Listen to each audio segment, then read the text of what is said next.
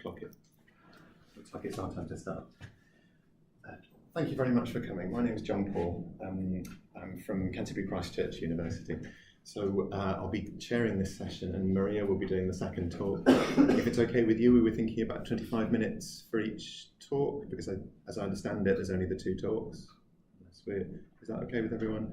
And then we'll talk for 20 minutes and then we'll have a 5-minute question after each talk.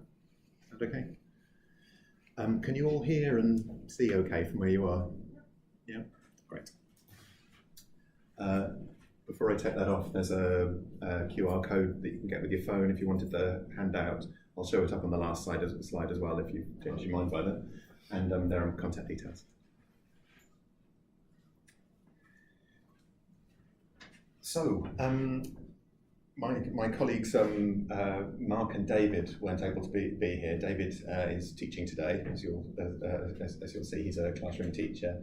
Mark Hardman is at UCL in London, and we're working together on a project in exploring video analysis of lessons that I'd like to share some things with you.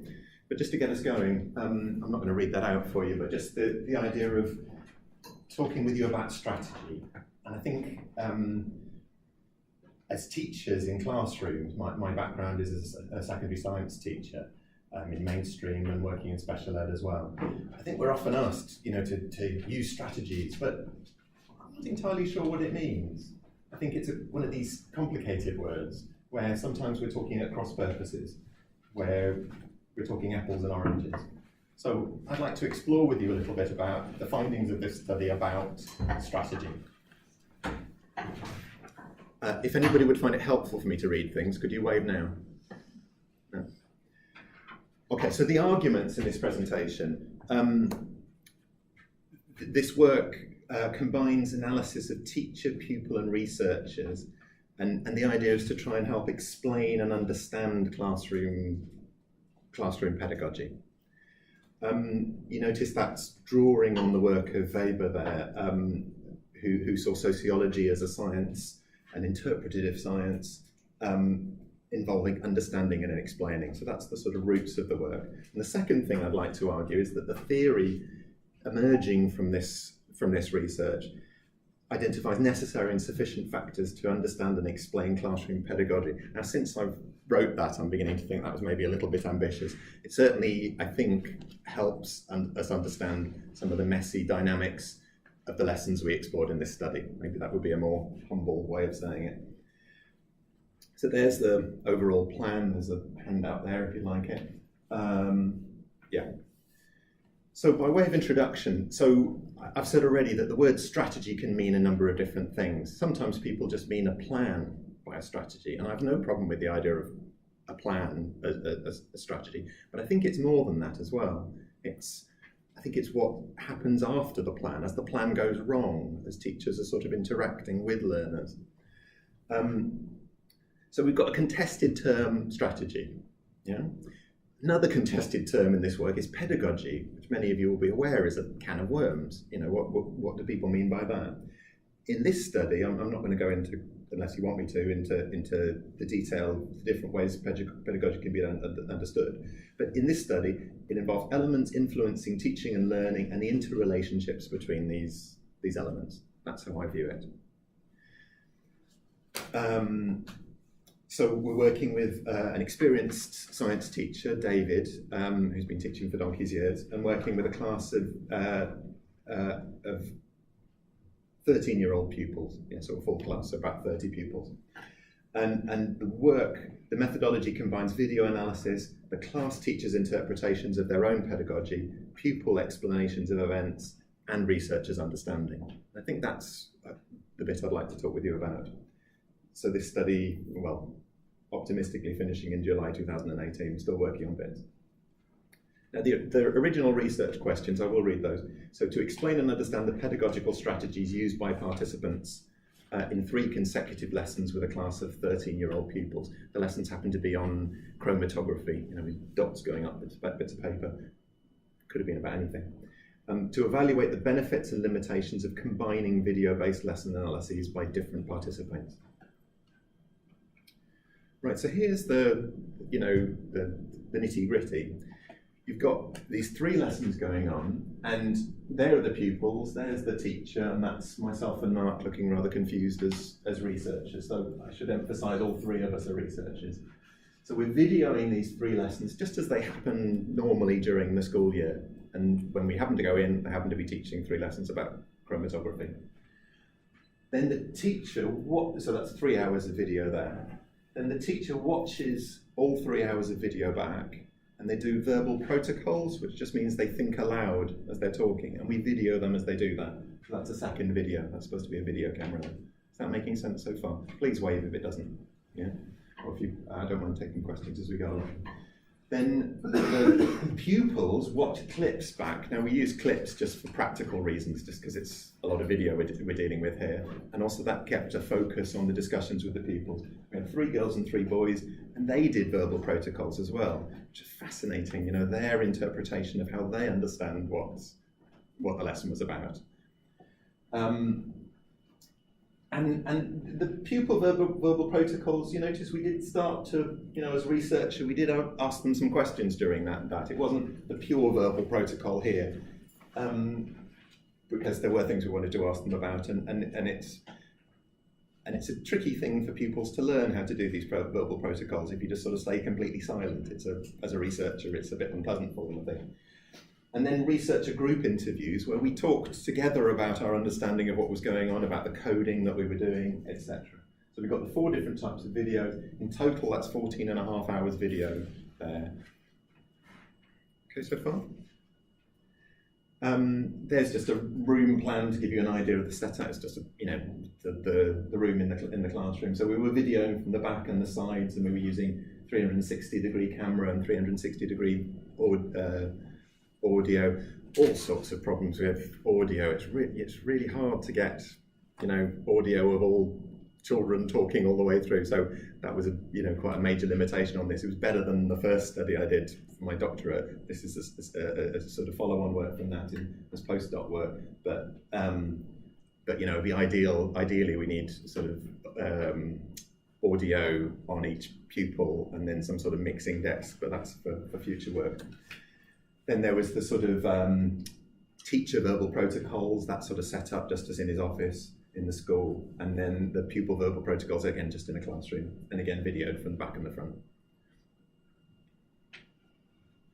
Okay, so here's so that was about research methods, here about methodology. How am I doing, by the way? About 7 minutes. 7 minutes left, yeah, so we've got a bit.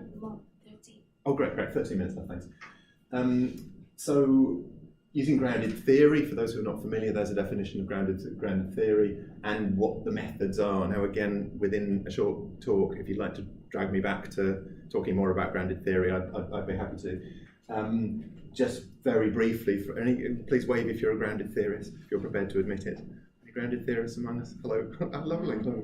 Hi Sarah. So I'm more a sort of Straussian grounded theorist along that line. As you can see from this, that I would say the sort of grounded theory that I'm doing, and I understand that as a type of ethnographic approach, I see the type of grounded theorist I am as rooted in interpretivism and a particular type of interpretivism. Again, I can go into more detail on that if you want, but maybe with the questions, and coming with a particular epistemology underpinning that. Now, for many of you, that might be of any relevance, but grounded theorists, we fight a lot about what type of grounded theorists we are, so I need to say that. And there you see the sort of methods that I'm using, you're seeing the sort of roots of the method I'm doing, and all that quote says is that somebody agrees that approach is possible as well. Thank you, Clark. Clark is here, I'm grateful. Is that okay? So I'm not planning on spending a lot longer on that unless anybody would like me to, but I realise there's I'm saying a lot in that slide. Questions so far, are you okay? Yeah. Right. So Mark, one of the interesting things I find about this work, working with Mark and David, is that we come from different approaches, and Mark explores about I'm a grounded theorist, so I'm sort of bottom-up type person, and Mark is a theorist. He's definitely a top-down type person, which sort of, a grounded theorist that's going from top-down, that's a little weird. Sorry, Mark, you're a little weird. We've got, and he's particularly interested in complex materialism, and in that, he's an interesting guy to listen to. But I think one of the aspects of this work is that we're getting different perspectives on the same data, and I really enjoy that. I find that one of the rich things about this sort of collaborative work. So we're getting, a theoretician who's really interested in complexity theory and how that plays out in educational discourse. You've got me as a grounded theorist, and then you've got David who actually taught the lessons and sort of knows what's going on from the inside out and has that lovely sort of teacher pragmatic approach to this. So I'm pouring through the nitty-gritty detail of the data, and David's giving very much a sort of, cutting through the rubbish and going down to what he sees as essential. So I think interesting approaches. So I'm wondering whether Mark might not fit more within a Glazerian, sorry, I have no idea, following Glaser as regards his type of grounded theory. Glaser, for those of you who might not be familiar with it, said that grounded theory didn't have a particular theoretical perspective or epistemology underpinning it. He said it could have any theoretical perspective and epistemology, and that allowed it to be a much more useful and useful methodology. So that was one of the reasons for that early division between Glaser and Strauss for the different types of grounded theory. And there've been other divisions, so it's a mess. So here we go. On to results here. So, sorry, how am I doing on time? 10 minutes. 10 minutes left. Oh, good. We're doing well. So pedagogy, here's where it gets, you might not like this. Let's see how it goes down. Pedagogical strategy, like military strategy, I'd like to argue, resembles a bridge between the means. Now, the means can be sort of human resources, if you like, the people in the room, the children, the teacher, the TAs, researchers, whoever's there, and other people in the school, people referred to, and non-human resources. Now that could be anything, the books, the pens, the desks, the stuff in the room. So I think those means are really significant as how the pedagogy plays out, both human and non-human. And we say strategy as a bridge between the means a participant has at their disposal and the ends they're seeking. Does that make sense as an image? How do I use the means available to me are a pencil? How do I use that to achieve the end I want? Yeah. So how I use things, the process there would be strategy, according to this view. Now has a long tradition, but in military strategic thinking, that's coming from Claus Fitz, and is still a very, very important, significant military view of strategy. So I find that interesting. The military have been discussing and debating about strategy for hundreds and hundreds of years, and have recognised the apples and oranges things that people tend to talk in cross purposes. So they tend to define their terms quite carefully. So what I'm trying to do in education is try and define my terms quite carefully when I'm talking about strategy. So each participant's means, strategy, and ends are continuously adjusted or abandoned. I mean, I think many of us will have teaching as a background. Am I right? As lots of teachers in the room, stuff goes wrong all the time. Is that not our experience? And it certainly does in this data set regularly. And the joy is, in analysing this sort of stuff is seeing, well, what do the teachers do at that point? What do the pupils do? How do those moments of disaster become significant?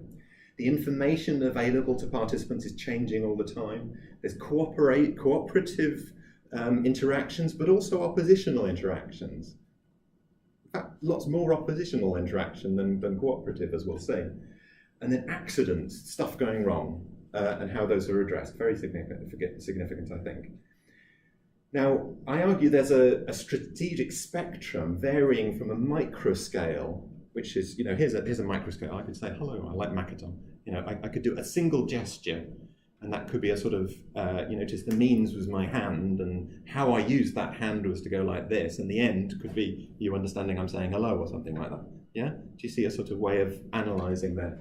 Through to a macro scale, and the macro scale is much harder to pin down, because the macro scale, I want to argue, involves all of the different elements of these findings, and a sort of subtle use of all of those. So I'll come back to the macro level, but I'm arguing there's a sort of continuous spectrum between very fine scale stuff and very big scale stuff, micro and macro.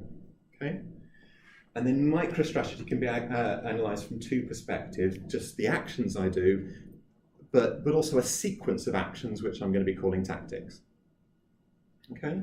Now I'm just going to put that in visual representation because that makes more sense to me. There in a slide is basically what I'm saying on the previous slide, but in pictures. You notice that the information that I have, do you see the lovely fog there? Now that's again a military idea of the fog of war, that you never really know what's going on a battlefield. I think that means a lot in education as well, that, you know, do we ever really know what's happening in our own classrooms? So that fog I find helpful, and the information set that each participant has is changing throughout the lessons. Means and the bridge, strategy as the bridge to ends, and we have means of, you know, all the real and imaginary things, you know, that doesn't actually have to physically be there. Here's an imaginary pencil for you, if you like, you know, I can still make use of the means like that. Then this strategy, this spectrum through from micro to macro. I didn't really talk about the ends that we'd be trying. Now, some of those ends are very personal things like cognitive ends and affective ends, but also cognitive ends like motivational ends, where you're trying to motivate pupils, and also social ends. But there's also sort of political stuff going on, you know, small-scale politics of the classroom, of the, you know, interacting people, but also political ends of more stuff coming from the outside, that bigger politics. And then all the logistical stuff. I'm a science teacher. How do you make sure that the stuff you need is there at the right time? Yeah, that wonderful partnership with support staff. And we have these different types of interactions, accidents, stuff going wrong. Does that give you a picture? And here's where the macro strategies idea comes in, because I think macro strategy is when teachers are making use of all of that. And you have these lovely moments where the teacher sort of just decides it's that moment for a complete change of direction. This is all going horribly wrong, or it's all gone really, really well, and now we're going to do this. And I think, you know, many of us would recognise those moments of macro strategy within a lesson. So they're not very often, but I think they're very significant. There's the sort of coding grid I'm using, which 3 minutes, lovely. I think that makes sense in a sense, but do you notice breaking down the tactics I find very interesting. I'm particularly interested in deception. Now, by deception I mean deliberately distorting the perception of another. So I don't mean anything moral by it at all. I'm not using it in the sense of sort of lying to pupils, or pupils lying to teachers, though that happens, I believe. But the deception in the sense of hiding things. Have you seen that thing with teachers where they have like a bag and they've got something in the bag and what's in my bag, and the pupils are, you know, that's hiding, that's distorting the perception of another. And in military strategy, they've broken down deception into 6 different types of deception. So that's something I'm interested in sort of, and those 6 different types of deception emerge from this sort of work as well. And a lot of the others you might think are sort of, you know, things to be expected. You know, you expect teachers to be formative and summative assessment and to be using praise, you know, behaviourist stuff. Maybe not expecting them to deceive, but I think they do. Just giving instructions about what to do and using lots of different types of questioning. I find Chin's work on questioning really helpful for that. Summarising. Teachers do tend, if you summarised like teachers do in the pub, it would be really embarrassing, but we're allowed to do it in the classroom. It's part of our pedagogy, I think. Just telling people things, teachers resisting that like the plague. Using position, where we are in the room, and how significant that is about where things are placed and people are placed, and timing, of course. I think I've talked about all the rest then. So pupils do some things a lot more than others. I'm just going to pull out 1 or 2 things from the data. For example, what could be interesting here? If you take the means, maybe we start with the means. You know, the human and non-human. There's hundreds of references to lots of different things and that are significant during the lesson. And taking that apart is one of the things that we're enjoying doing. Lots of strategy going on according to the definition I'm using, but the vast majority of it micro-strategy, and then these lovely moments of macro-strategy. So it's not a lot of it happening, but really significant, I would argue. And then lots of other bits and bobs we could pull out if you're interested, but I've got 3 minutes. So you're getting, quite a complex, that's an hour of the lesson. This is using NVivo to code, and you can see stuff happening all the time through the data set. These are the sorts, so there's strategy, that seems to be happening all the time, but there's other stuff going on where you think, I think one thing that's not very, look at the effective references, effective ends, there's a bit happening every now and again. Does that give you a sort of picture of what the lesson would look like? Untangling it. Now, here's just a few points about for discussion. One is about originality. I would argue a video-based grounded theory study of classroom pedagogy. I think there's something original there. And then something about the combining the different methods is original, I believe. And strategy as a plan is a prevalent view within education, I think. So I'm arguing, not that I have a problem with plan, but the argument for a richer interpretation of strategy. So rigor in qualitative research like this is an ongoing debate, but that just gives you a little detail about how I'm trying to make sure my our findings are rigorous. In terms of significance, I'm hoping this helps with the dialogue between teachers and researchers. One of the really interesting things that David said early on in a previous study, because he was involved in my doctoral work as well as this study, he said, early on in my career, I used to be able to describe for novice teachers what I do. And now as I get more and more experienced, I find it harder and harder. Is that interesting? Do you see that maybe researchers and teachers working in partnership with pupils might help us to put language on some really things that are really hard to explain, I would argue. And maybe using this in video-supported reflection in initial teacher education. I think that there's a place for that, and a future study I've got planned about that. Helping experienced practitioners understand their practice better. I know a lot of experienced teachers who are very, very interested in video analysis, but perhaps not in partnership with the pupils in the class and with researchers, where I think there's potential. And there's benefits and limitations of this sort of approach. There's just a little summary. Is that my time? Lovely. Sorry to rush the end bit. This is a pupil, last thing. I think we always knew these lessons were all effective, but we never knew why. So these sorts of sessions have been interesting to sort of see the little things that made it impactful. 13-year-old pupil doing a verbal protocol on her own lesson. Interesting. Thank you very much for listening. Have I got a moment for a question or two? I got a couple of questions. I'll try to stick to one and then. So, when you were talking about the strategy between the means and the ends, I thought that was really interesting because it mirrored Dewey and the child in the curriculum, who said that pedagogy was what brought the child and the curriculum together. And so it's kind of a language game a bit there, which is interesting. But I was wondering, where was the starting point in terms of how you and the teacher defined and understood pedagogy? Because, for instance, teachers often conflate, just because of the reality of schools, instruction with pedagogy. Yeah. And from Dewey's perspective, for instance, he thought instruction harmed children because, of course, he was very progressive. And we're not so progressive in our schools. We see instruction might be necessary because of the way schools are organized. So where do you guys start then with pedagogy, and how are you helping teachers differentiate maybe different methods of instruction? And that, I guess, leads on to the last little quote from that pupil who said that they never realized how these lessons could be impactful. How do they know it's impactful? So, lovely. Yeah, thank you. Lovely question. And there's a bit of a sort of overview of what is pedagogy. I'm not going to talk through that, but you're seeing that there's something about a focus on the pedagogue themselves. There's something about it being completely social in essence, and me trying to following these people about recognising both of those aspects there I want to argue. Sorry, my brain's beginning to go. You're saying about I think for me the view of pedagogy coming through is that pictured slide. I think that's how I'm understanding pedagogy in this context, and recognising that the understanding of pedagogy of Mark and David will be different, and that will great, and then, sorry, the second bit.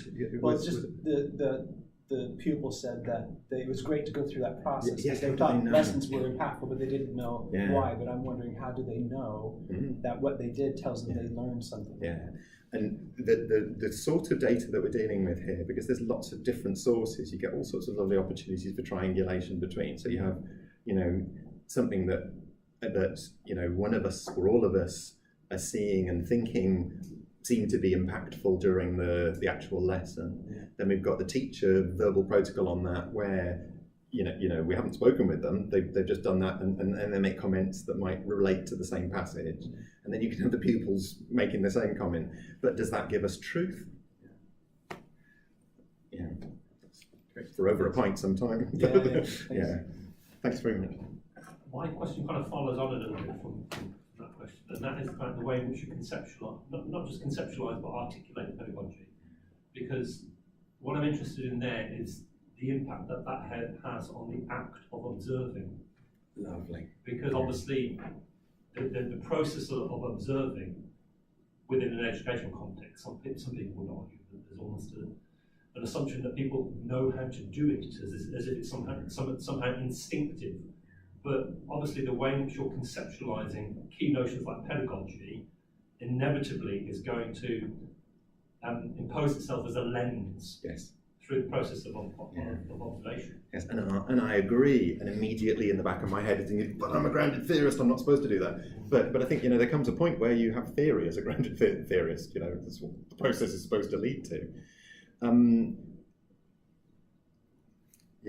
How does that influence I guess to summarise that, it's not just about nomenclature, but the conceptualisation of a thing like pedagogy. Yeah. How does that influence the act of observing? Yes.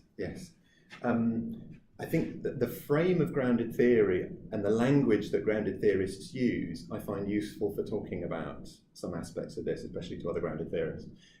Things like, concepts of theoretical sensitivity, that it's acknowledged within the grounded theory approach that the data, when you first look at the data, that won't be the same as when you look at the data after 5 years, or 5 years of study of it, that, you go deeper and deeper into the data set, looking at it from lots of different perspectives. I do think our concepts of pedagogy as they emerge during a study like this start to impact how we code the data and what we look for. Yeah, and there's limitations. But I would argue all methodology have limitations. Grounded theory, they just happen to be a bit in your face. Yeah, does that? So I enjoy talking with you more about that. That's a lovely question. Thank you. I just wanted to ask you to dwell a bit upon the place of the pupil data in our signature reports. I mean, for example, what exactly, can you provide a kind of example where, like, pupils were commenting on the teacher's work, and there were some insights regarding alignments or misalignments between how people commented on a specific strategy they used, and how you could understand how, like, students perceived it successfully. Yeah. That's lovely, yeah.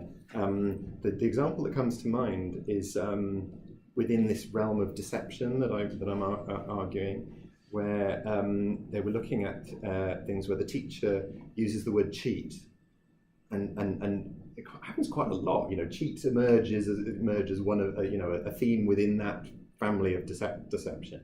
What does it mean to cheat? And the pupils were talking about this, and the sort of conclusion they came to together in the data was that, well, it means different things here, doesn't it? That he's sometimes calling us a cheat, sometimes he calls himself a cheat, but and I think they came up with some expression of so there seems like 20 different meanings of cheat here. You have pupils untangling a single word that actually has lots of different meanings within there. and the teacher was commenting on that as well, and we'd picked that out from the data. The how to present about such a such a rich qualitative data I find hard. I think what it needs is what are they called? Thick description. You need a nice long passage of transcript. Actually, I code straight onto the video rather than onto transcript in this work. But a nice long passage of transcript where you unpack that. And in my thesis, I've done that. If you just dip in, please don't read the whole thing. Now, am I okay on time? Sorry. I'd be really enjoy carrying on questions afterwards. I think. Lovely. So may I present Maria? Sorry if that's a bit long.